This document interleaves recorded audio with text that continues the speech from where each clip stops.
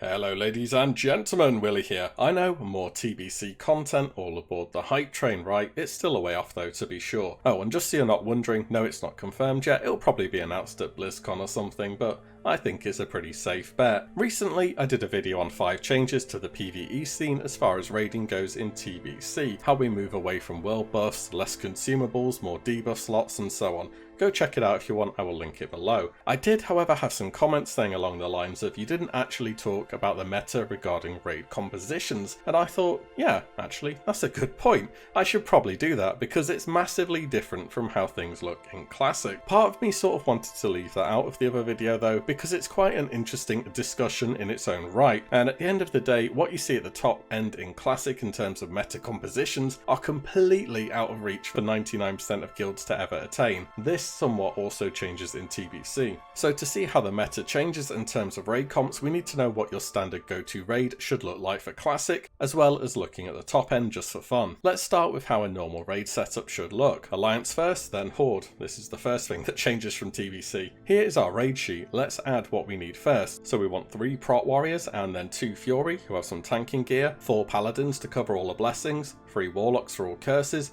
at least 2 hunters for trank shot, 3 is better though, got to get some priests in there for the buffs and heals, and we of course need a shadow priest, which I absolutely value as a class beyond just giving me shadow weaving. We also want a druid in there too for Mark of the Wild, and then we need our winter's chill mage as well. That's our basic raid. We then just need to fill out the remaining places with healers, druids or priests, and then caster DPS, 5 or 6 more mages, or whatever else you can get to come along, and then we need melee DPS, 5 to 6 fury warriors, 5 to 6 rogues, or just bring along 12 rep paladins like a real Chad raid leader. That's a rough idea, it's debatable but it will get you through raids. You have a nice strong tanking core, debuff list covered, as well as lots of well balanced melee classes and lots of water dispensers. Now Horde, where shaman and group wide buffs make things quite a bit different. This may be a bit wrong, I'm not too familiar with the Horde side, but I think I can get it about 90% right. First of all, let's tick off those essential classes that are the same as the Alliance, all the buffers and debuffers. Now we need to add in Shaman. How many Shaman? Lots of them, at least 6 if you can get it, especially 1 in the tanking group, 1 per melee team, and 1 in the healer group. I reckon something along this would look good for a Horde raid setup. So what do we see in these average raid setups? Majority of the DPS are mage, warrior, rogue. Healers are priests, tanks are warriors. Every other class is there for buffs or debuffs. Most of the heavy lifting performance wise, whatever you may think, is done by these 4. How about the top end though? What are the best guilds doing on Classic? Well, it's a bit hard to talk about it because at the top end it's different from other versions of World of Warcraft, including TBC, because the goal isn't just to clear the content itself, but how fast you can clear it. Even in TBC with pre-nerf content, top guilds struggle given perfect raid comps and class stacking because it's just far more tightly tuned. As for your optimal Classic raid comps, well, let's head on over to WoWLog's Classic, sort by speed, and take a little look, shall we? Also notice how many of these guilds are Alliance. Blessing of Kings and Salvation are a very big deal, and 2 paladins can cover all of those huge buffs on every single warrior, whilst Horde need to get way more shaman in for Wind Fury. This is why many top guilds went Alliance in Classic, by the way. This will change in TBC, I'm certain. There is a nice little summary of the average raid composition at the top of the page here, and this may change from the time of recording, but as of doing it, what do we see? 2 tanks, 10 healers, 23 melee, 5 range is your average top 50 speed clear Blackwing Lure group in Classic. Nearly every tank is a warrior, nearly half the healers are priests, 99% of the physical DPS are rogue or warrior, and out of the 5 ranged on average there's a mage, a hunter and a lock. Hunters are there to provide true shot aura for warriors, locks are there for curse of recklessness on targets to buff warriors. Why is the mage there at all? Honestly, not sure. They do good AoE maybe. Paladins are there to buff, as are shaman. As for druid, Gift of the Wild lasts an hour. You can cheer from outside the raid. You want as few healers and ranged as possible. Why? Because they aren't warriors. You're starting to see a trend here. Warrior good, not warrior bad. If I had to guess what raid setup would look like based upon these numbers, I'd go with something along this line. But honestly, you just want as many rank 14 warriors as you can get your hands on with full world buffs. They will outperform everybody else every single time. And that's just how things look at the top end. Of course it's different in Classic because it's about speed, not just the clear itself. So class stacking is completely off the charts insane, and these guilds are more or less held back depending on how many decked out warriors you can invite to your raid. Also, census stats from Mindforge.pro show us that people sure love playing warrior and mage, and that checking more or less any server, these two classes seem to be among the most popular, and they're very good in PvP as well after all, so they make a very solid choice for Classic. So that is our groundwork laid on how things look in Classic. On to TBC then. This is where your average raid and your top tier raid get quite a bit closer to each other in terms of what they're both looking for. Many buffs and debuffs were added to classes, especially hybrid classes, that made them much more desirable in raids. And I did cover this to some extent in my last video, so I'm just going to put some of these buffs on this screen here because they are important as for context as to why you want these various classes, and especially why you want certain specializations in your raid. Now, before we head on over and look at our raid comp sheet again, why not see what people are bringing to raids in TBC so we can really get a feel for it and not just speculate on it. So let's time travel back to Tempest Keep. Among the pixels in Nihilum's world first Kael'thas kill, I can make out 3 priests, 4 mages, 3 warlock, 4 rogues, 2 druids, 3 shaman, 1 hunter, 2 paladin and 3 warrior. Some quick maths later, definitely not on a calculator, that adds up to 25 people. A very balanced raid comp overall, especially for a world first kill. That's some good class representation. Cool. How about Lady Vash? No idea. Apparently everybody that recorded that didn't think they need to see the rest of their raid's health bar. Fair enough. What about Illidan though? Well, once again, dunno really, not sure. There's a lot of green bars. We're seeing quite a lack of warriors on the DPS charts though. So fast forward to Sunwell, have things changed much? Well, for once we can actually see here, 4 priests, 1 mage, 3 warlock, 4 rogues, 1 druid, 5 shaman, 3 hunter, 2 paladin, 2 warrior. Yep, that adds up to 25. Okay, interesting. Not bad across the board representation again, a whole lot better than Classic at least. And of course people will say, well, this was back in the day and people didn't really have everything figured out back then.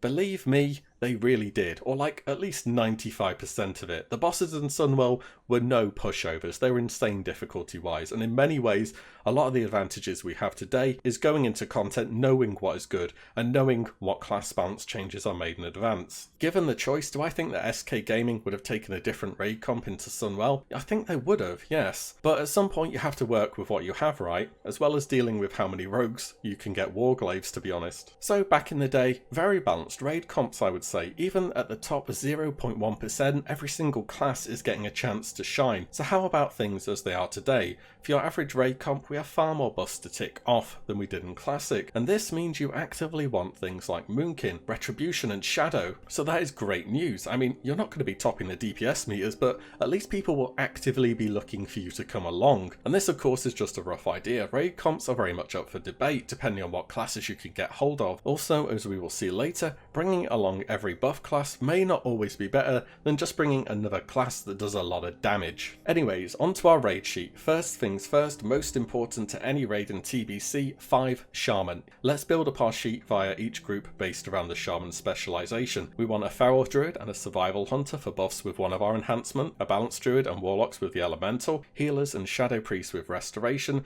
and then some sort of miscellaneous other classes group, mainly casters or guys who need mana. This group is quite interchangeable, so we're looking good. Now we can fill out those remaining spaces with more heals and DPS. And I guess we could fit a rogue in there somewhere. Pretty much only the Beast Mastery Hunters and Locks are the filler classes that do damage. Almost every class here is here for synergy and adds a lot to the group as a whole. So overall, we're seeing a lot of Shaman, each of their specializations wanted, and Hunter and Warlock for damage. People just tend to use these filler specs for whatever does most damage, hence your average Classic raid having so many Fury Warriors, Rogues and Mages. This is a big change as you can see from Classic, with melee having far less representation overall. Why though? Well, they just don't offer as much in terms of buffs or debuffs, and do less damage than ranged, as well as TBC being packed full of fights which are absolutely awful for melee classes like Kael'thas, Lady Vash or Alar, just to name a few. You may say, hold up though, I saw rogues on that Kil'jaeden kill and they seem to be doing great damage. This is true, in Sunwell gear, especially once you get glaives. Before that, they lag behind to be completely honest, on top of offering nothing beyond damage to a raid. Like, literally nothing. Improved expose armor? I mean, Moonkins in Classic give plus crit, and Retribution gives holy damage from Sanctity Aura, and you don't exactly have people jumping to get them into your raid over the 7th mage or warrior, do you? Arms warriors are very much wanted, but just one of them for the debuff. Protection tanks remain as strong as ever, especially early game. Don't believe me on all this? I will prove it in a moment. And I'm not trying to put you off your class here, and what we're looking at is an ideal scenario, and in raids, especially Pugs, a player who is dedicated dedicated and has put work into their class is going to get an invite, you know it's true. It's just, well, some classes are a bit more desirable than others, and if you think people are being picky in Classic just because they want an easier, faster raid, wait until the raids are actually hard, as they may end up being if we don't get nerfed TBC content. Well, I think the best thing now is to see what people are doing on private servers to get an idea. This is the min-max top end, the equivalent of those 25 plus melee raids we've seen in Classic. This is Endless WoW, which has 2.4 free itemization and talents, just so you know. Let's have a look at what top guilds are taking along to raids. Well, this is the first Lady Vash kill. What do we have here? Let's count them up again. 2 priests, 7 warlocks, 2 mages,